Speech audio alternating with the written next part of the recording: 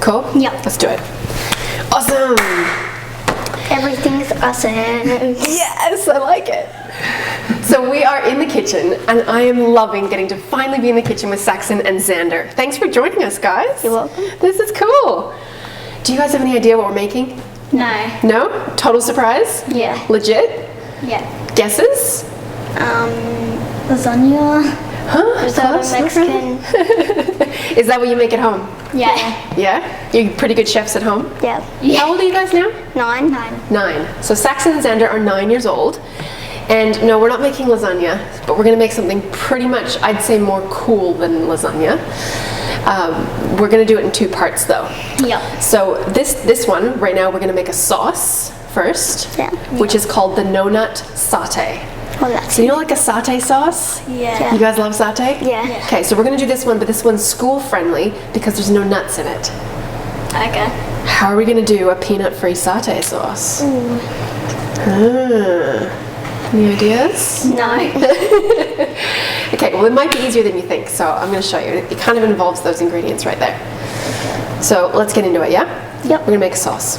Now, I guess the biggest cool thing with this sauce is that to kind of bring that peanutty, sort of nutty flavor without using nuts, we're going to use 2 different seeds, but the trick is that we're going to toast the seeds first.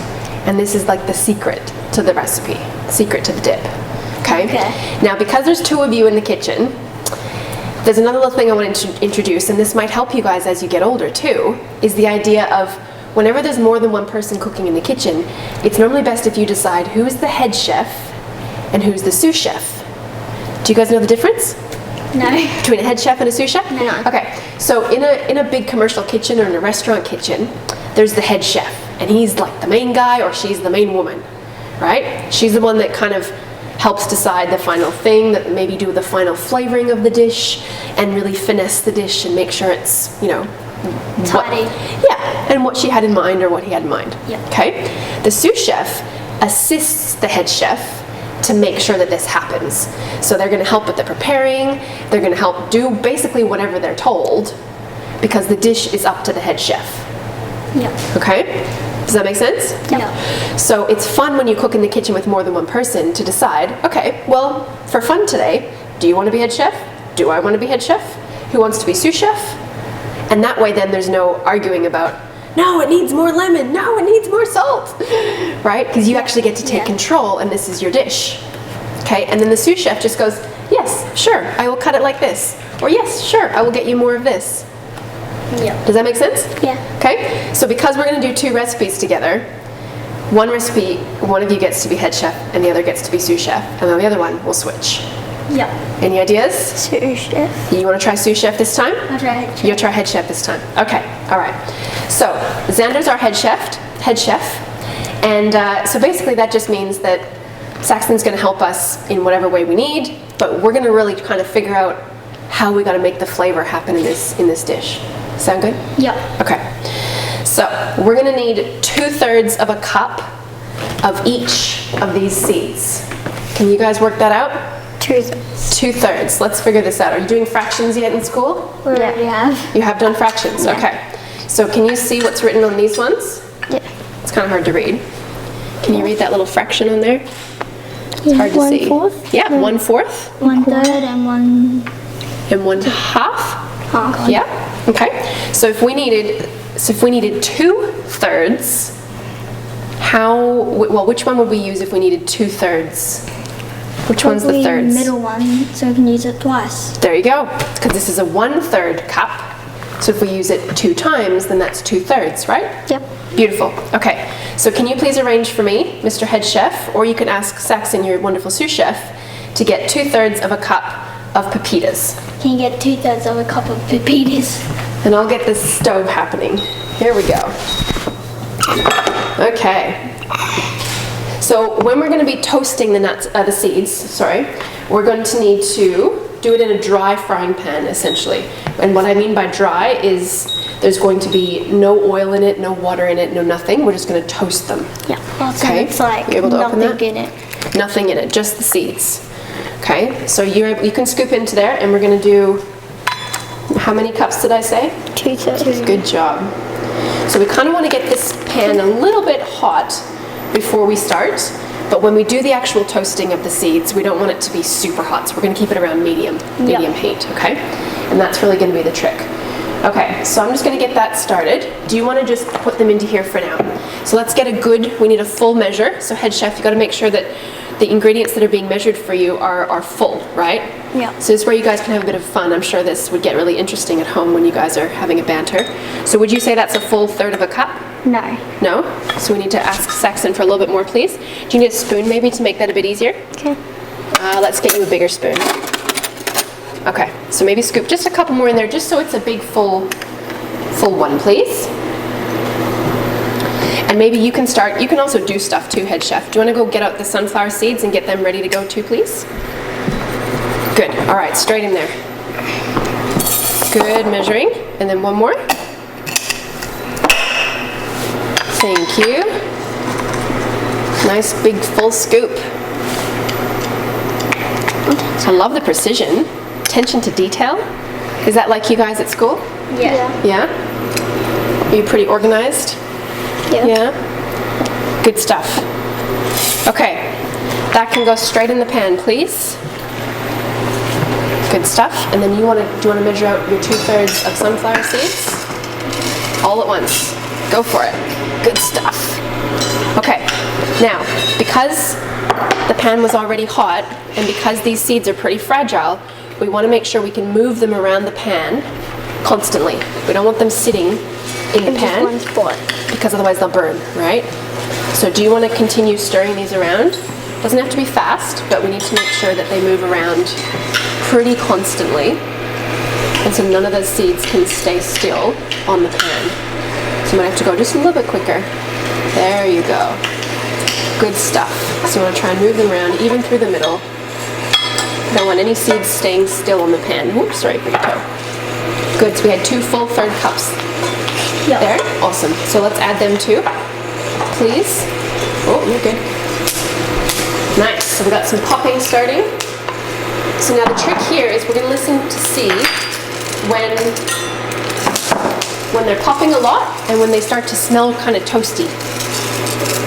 Good, dump them all in. Okay, now see how we're starting to get a little bit of, not smoke, but steam. We're gonna have to move them around a little bit quicker. Good job. And I might even give them a quick little shake of the pan. Hang on, just pull out for 1 second. Let's give them a little toss first, because we wanna make sure they don't burn, right? Evenly toasted.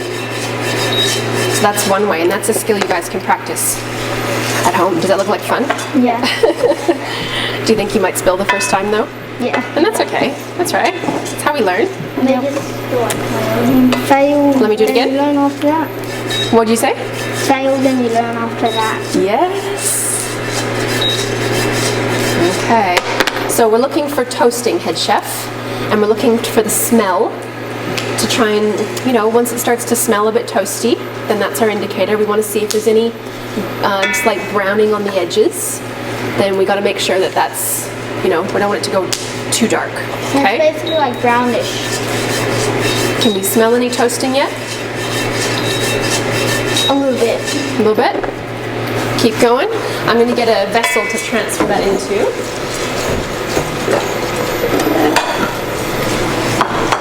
And then we will get ready for the next part.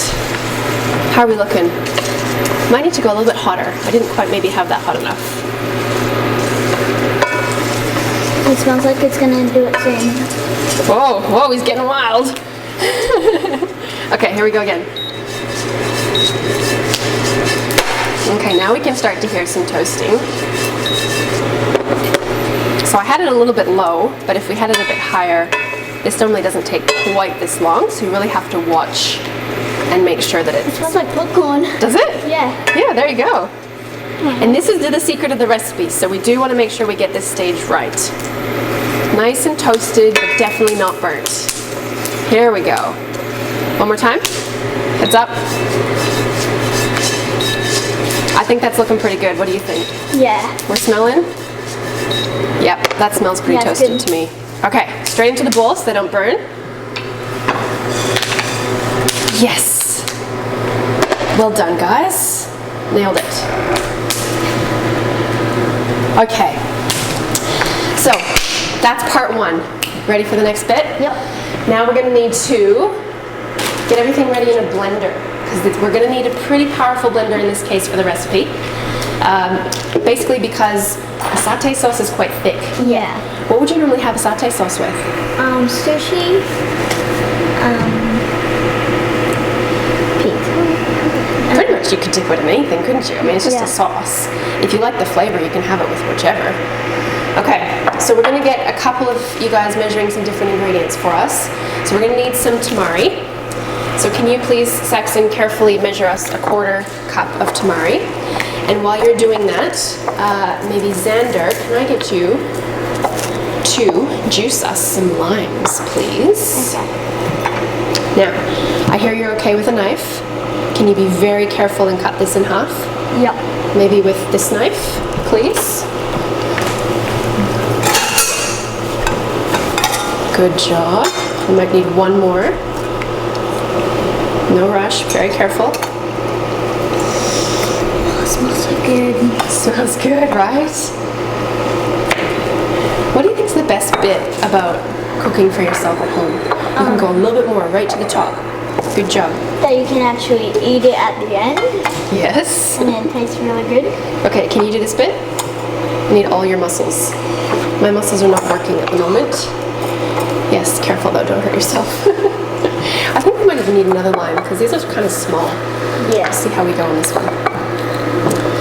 So a no-nut satay. What are the other flavors we're going to put in a satay? Maybe like nonut. Can you carefully put that into the blender? You got this. And it's okay if you spill, it's not a big deal.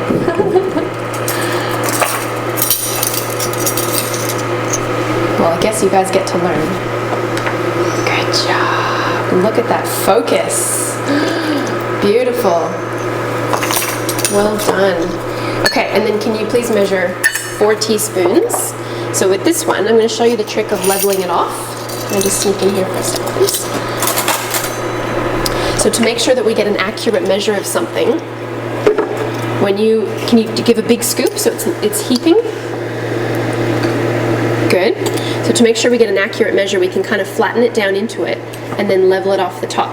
Do you know that trick? Yeah. Yep. Okay, so that makes sure that we have a perfect teaspoon of ginger. So we'll do 4 of those. Can you count that? Okay. And yes, you can use your finger to scrape it in. As long as you don't lick your finger in between, but you wouldn't want to do that for ginger anyways, would you? How's it going over here? They're tough, aren't they? Yeah. Oh. All right. I can give you a hand if you need to. Thanks. Holler out. And then, once you've got...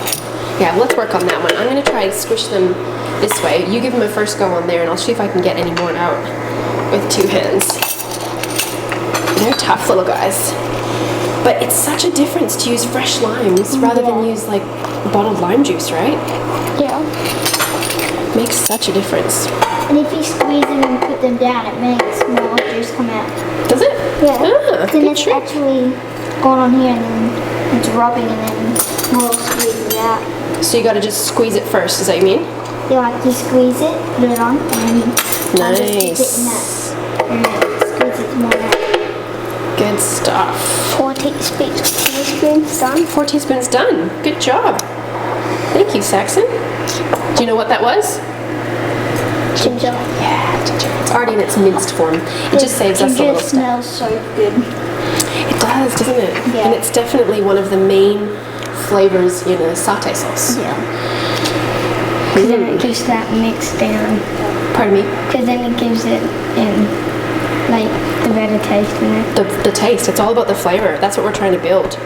Definitely. Because, you know, the main reason why we're going to any effort to make a sauce, I think, is because you can eat anything under the right sauce, can't you? Yeah, like you Right. can eat like sushi, you can put it in like sandwiches for your lunchbox for school. Exactly. And if there's maybe a vegetable that you're not super keen on yet, but you dip it in a sauce that you love, Yeah. you'd be more likely to eat the veggie, wouldn't you? Yeah. Right? Because then you don't even taste the veggie, you're just more confident on the sauce. Exactly. Can you please use the...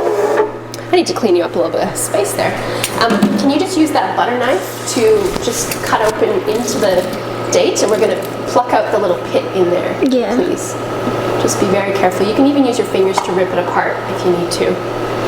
Just give you some clean space there. Okay, let's check and see how much juice we have there, Xander, because we can, all we really need, just double checking, make sure I get this right, as far as volumes, we probably want to measure that. Again, we're going to go by taste, but let's just see how much we've got already. It's probably like half. Yeah. That's with my estimate. Okay, so we've got 1 tablespoon, and that's about it so far. I've got, how many have I got over here? Got 2 tablespoons. Okay, so we're definitely going to need that third. Let's do all the lime. So normally out of 1 lime, we'd expect about 2 tablespoons of juice. So in this case, we're definitely going to need more. It just needs that limey flavor.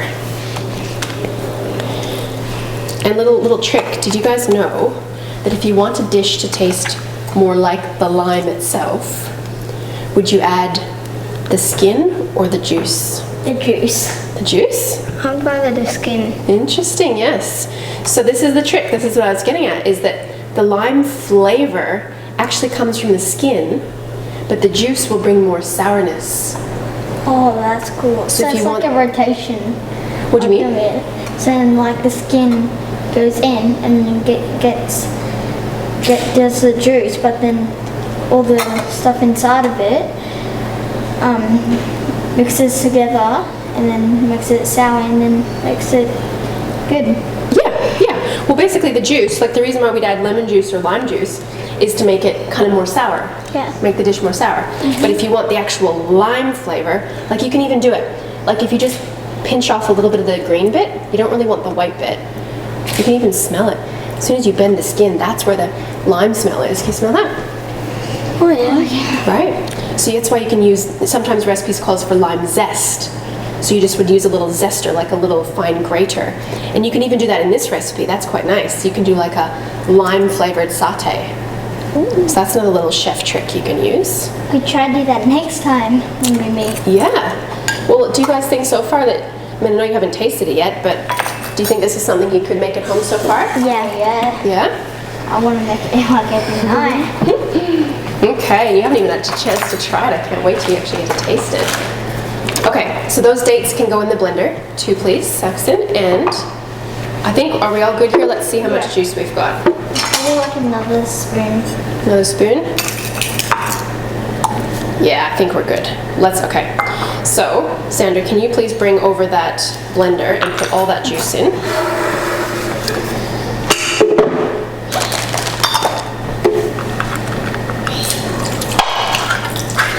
Nice. And then we need 2/3 of a cup of coconut cream. So I'll let you work that one out again. So we can go 2 of these. So we need 2/3. Oh no. Do you remember which one was the third? Yeah, we can use one. The 1/3, right? 3 means the third. Do you see that one? It's kind of hard to read there, but see how it's 1/3? Yeah. So that's a 1/3 means 1/3. That's the third cup. Okay. So we need 2 of the third cups of this. So we're just doing 2 cups. 2 of those. Yeah. Yeah. Okay, and I just gave a little bit of a stir because it had kind of all the oil on top. So give it a stir. So go ahead and pour 2 of those. And here's a little trick, is if you pour while it's over here, then it doesn't matter if you spill too much. Okay. Got it? Talk about good little coordination of dexterity. Nice. That's 1. Good, yes. 1. No, 2. 2. Excellent. Okay, and we need some garlic. I love garlic. Now, Saxon, how good are you with peeling garlic? I have never really Never tried. peeled garlic. Okay, well, there's always a first opportunity. Do you want to come over here and learn the trick? You both can. Okay, so the trick with garlic is if we take the little pointy tips off first, just a little bit. We don't want to waste any of the garlic in there. We just have to cut off the tip and the tail. Yeah.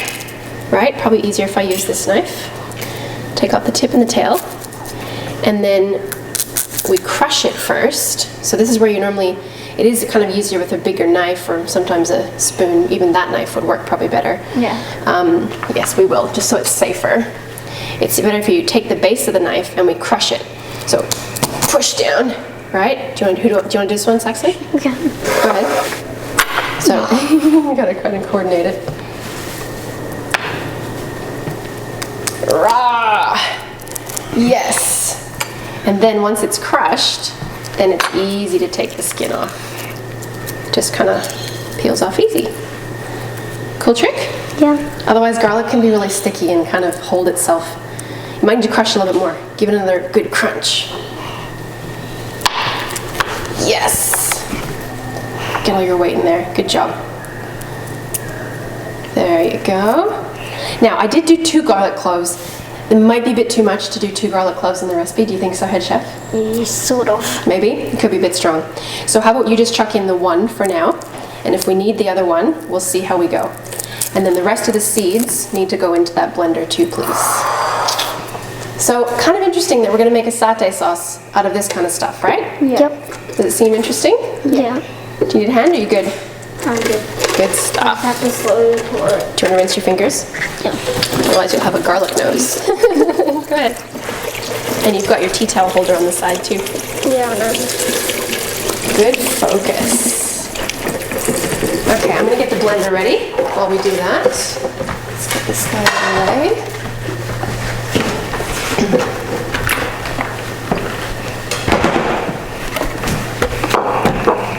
Okay, we've got enough seeds we can feed the birds still with. There we go. Okay, blender on the machine, please. And we're going to need our fancy little blender stick, because this does get a bit thick for the blender. So we might need to add a little bit, either more coconut cream to make it blend easier, or we could add water if we wanted to as well. I'll just go like more coconut water. You would add more coconut cream or water? Yeah. So the trick to this though is that we want to, before we add any extra liquid, it's best if we blend it first and then taste it, because if we need to add a liquid taste, then we might make it too liquidy, right? Yeah. Yeah. So if we had to add more, what was the liquid taste that we added? The strong liquid tastes? Ginger.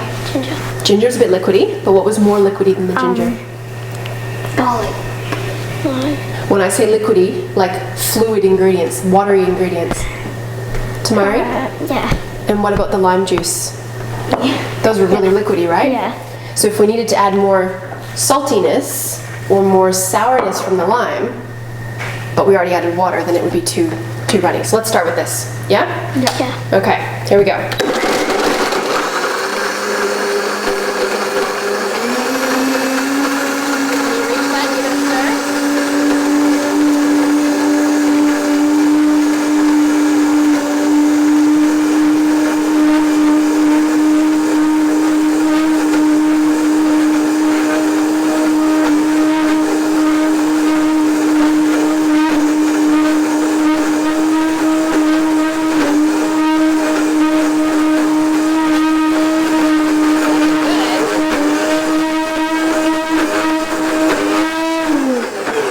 There we go. Okay. All right, head chef. Let us know how it tastes.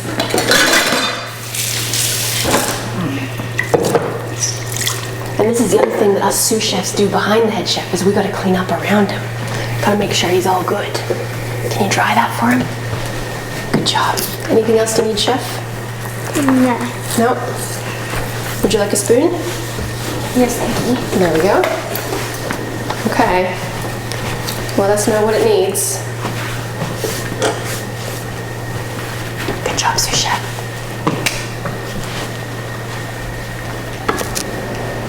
Maybe just a little bit more sour. A bit more sour? Okay. Would you like your sous chef's opinions as well? Yeah. Yeah? Yeah. Does it taste like a satay sauce that you remember? Like, is it a little bit nutty? Maybe like soy sauce. That's a bit strong. Yeah. It's a bit strong, isn't it? Spicy. You want it a bit spicier? Do you think we need to dull it down a little bit? Yeah. Now, the interesting thing with that is when you make a sauce, keep in mind that we're going to be dipping something in it. Yeah, So it's going to feel less strong by the time the sauce goes over what we're dipping it in.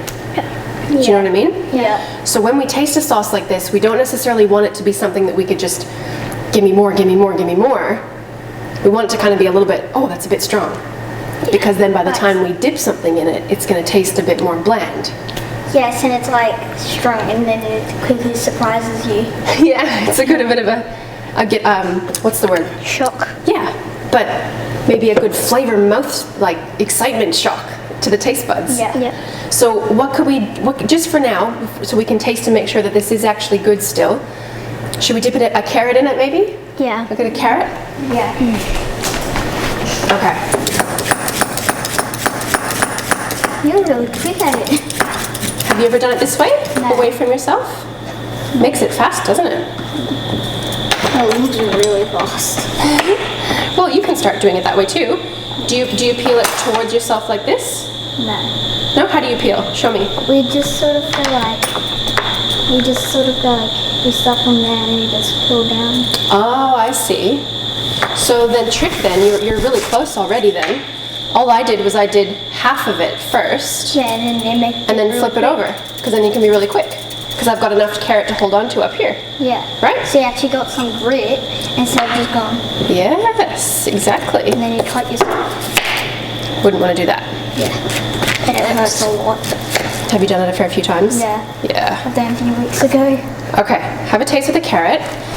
And again, this is quite a thick sauce still, so I think we can make it a little bit thinner. Did you dip it? You just ate the carrot. I'll use the offside.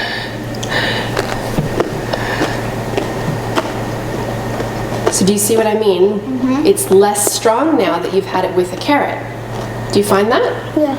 Yeah. So do you think we need to dull it down much or just make it a bit thinner maybe? Just a little thinner? bit thinner. Okay. Like a little millimeter. And we've agreed that it doesn't need more lime. Definitely doesn't need more tamari. We're really tasting that one, aren't we? Yeah. Okay. So how about either coconut cream or water? What do you think? Coconut cream. Coconut cream? Okay, well let's just start with a little zhuzh like that and reblend, please. Yeah. Okay, put go that ahead. one for you. Thank you. And you might as well just hit the number 35. Yeah, that one right there. Just give it a stir.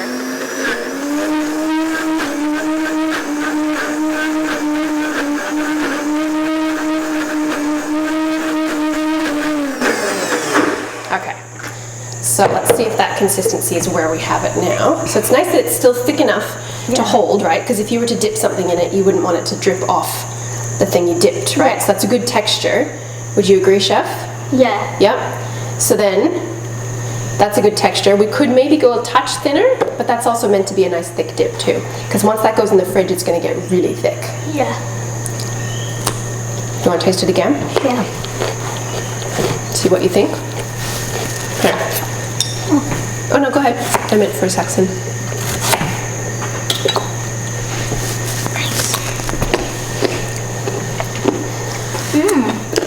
Happy with that, head chef? Yeah. And I can't wait to show you what we're going to actually be making to dip in it next. So there we have it. That's our no-nut satay. This is a satay sauce that you can actually bring to school safely, and anyone that's got nut allergies doesn't need to be worried. Yeah. Okay. So like you said, if you wanted to make sushi at home, or if you're going to make the rice wraps that we're going to make next, then that's something that you can have still at school. Yeah. And that would be a pretty healthy lunch, wouldn't it? Yeah. And what's the advantage of having a healthy lunch? You can actually learn more stuff at school, and you can live your life longer. Nice. Longer, maybe happier, right? Because you feel better? And you don't always have to be sick and fat. Yeah, I mean, it's not something to be fun to be sick, so Yeah. that's good. Like when you get car sick. Oh, so bad. And it helps your body heal faster when you do get sick though too, doesn't it? Yeah. Yeah, but it's really hard to stand the sickness. Like I can barely walk. When you get sick? Yeah. But I bet you recover a lot faster than maybe before you were eating as many whole foods, right? Yeah. Yeah? And there you go. And it tastes just as good, doesn't it? Yeah. What's your favorite lunchbox thing to have each? Probably this. Winning! With some, probably some vegetables and carrots. And With some vegetables. cucumber. Yeah, nice. Maybe a couple crackers in there Yeah. even. And you can just dip it in. Awesome. Well, you guys have made your very first Nonut Satay. Thank you! That was awesome. There we have it, Nonut Satay sauce. So present your dish, head chef, and us sous chefs will be behind you. You can say, here is the Nonut Satay. Go ahead. Like you're in a restaurant. Here is your Nonut Satay. Here's your nut. There we go. Good job, guys. Thank you. Good job, Saxon. Nailed it. And now we get to just have a play. What do you think? Yeah. So I would love that this would be like your new favorite dish, hey? Yeah.